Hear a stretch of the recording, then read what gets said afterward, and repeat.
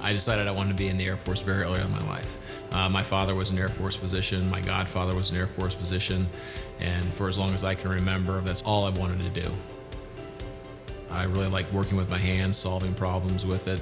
Surgery was the avenue of medicine that most appealed to that, but I've always been strongly attracted to biology, science. It kind of fits my personality. I applied to the Air Force Academy out of high school. Once I got accepted, then the path was set. The Academy did an excellent job of preparing me.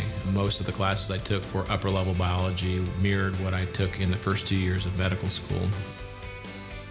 And being able to get into a structured environment, so when I did get to medical school and it was me generating my own schedule and making sure I got to class on time, I think that was probably the biggest benefit. And then from the Academy, I got into the Uniformed Services University of Health Sciences in the DC area. I first realized the caliber of education that you get in the Air Force when I was in medical school, especially the third and fourth years as we were out on our rotation. You got to interact with residents and medical students who trained elsewhere, who went to school elsewhere. And as I told people in my family and people who were interested in medicine at that time, I couldn't be prouder and happier in my education as an orthopedic surgeon. I would take my classmates and myself over some of the bigger institutions in the United States as far as skill level and knowledge level.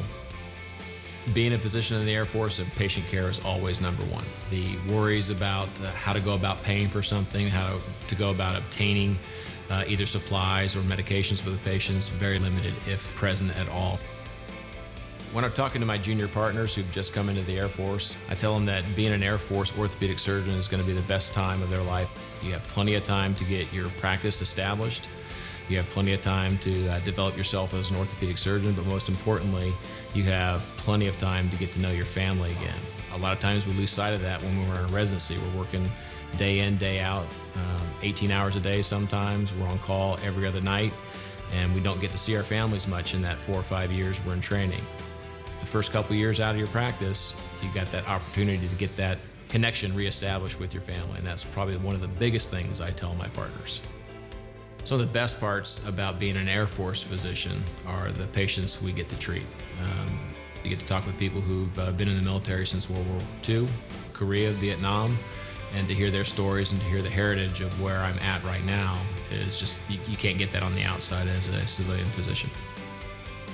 Very proud. I've had a couple of opportunities to be deployed and operate on our service members in a deployed environment, saving lives, saving limbs, and it gets you. I'm Lieutenant Colonel Paul Gleason. I'm an orthopedic hand surgeon in the United States Air Force, and I'm from an Air Force family, so I'm from everywhere.